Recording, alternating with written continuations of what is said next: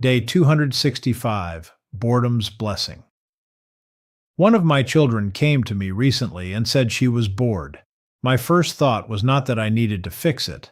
My first thought was that boredom is a blessed feeling, and one I would love to have more often in my own life. That response surprised me a little, so I stayed with it. The more I thought about it, the more it seemed to say something about the moment we live in. We are in a rare time when a young person can actually be bored. For most of history, young people were not bored in this way. They were busy with work, duty, survival, or whatever their family needed from them. Boredom, at least as a regular complaint, feels like a luxury of comfort and abundance. I do not say that to shame my child, and I do not say it to romanticize hardship. I say it because the complaint itself reveals something. If boredom shows up so quickly, maybe it is not always a sign that something is wrong. Maybe it is a sign that there is finally enough space for a person to notice their own inner life, the urge to fill every empty space. My next thought was that maybe young people need less entertainment and more reflection. That is easy to say about children. It is harder to admit about myself. I live with a low hum of stress often enough that an empty moment can feel unfamiliar, almost suspicious. If there is a gap in the day, my instinct is to fill it, to reach for something, to keep moving, to stay occupied. I tell myself I am being productive, and sometimes I am, but sometimes I'm just avoiding stillness. That is the part that caught me. Maybe the overstressed person that I am needs to be bored more often in life. There is a difference between meaningful engagement and constant stimulation. One gives shape to a life, the other just keeps noise in the room. When every quiet moment gets covered over, there is very little chance to reflect on what I actually think, what I actually feel, or what might need to change. Boredom may not be the enemy I often assume it is. It may be the awkward doorway into attention.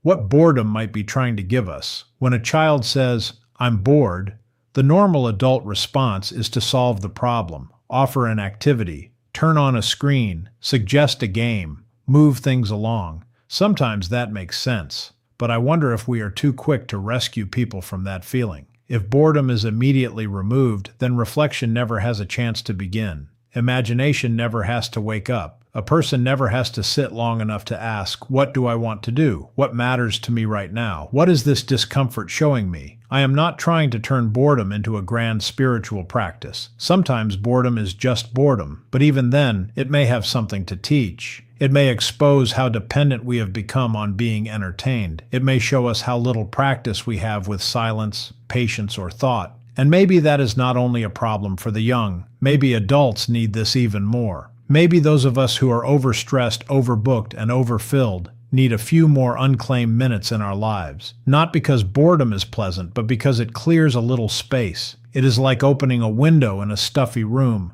Nothing dramatic, just enough air to notice what is there, a better response. So, when my child said she was bored, she gave me more than a parenting moment. She gave me a mirror. I still think boredom is a blessing. Not because it feels good, but because it may be the beginning of something good. It may be the beginning of reflection. It may be the beginning of creativity. It may even be the beginning of honesty. The next time I hear those words from one of my children or from the tired voice in my own head, I do not want to rush in and solve them too quickly. I want to pause, return to that small moment, and let the boredom sit there for one more minute before I decide what to do next.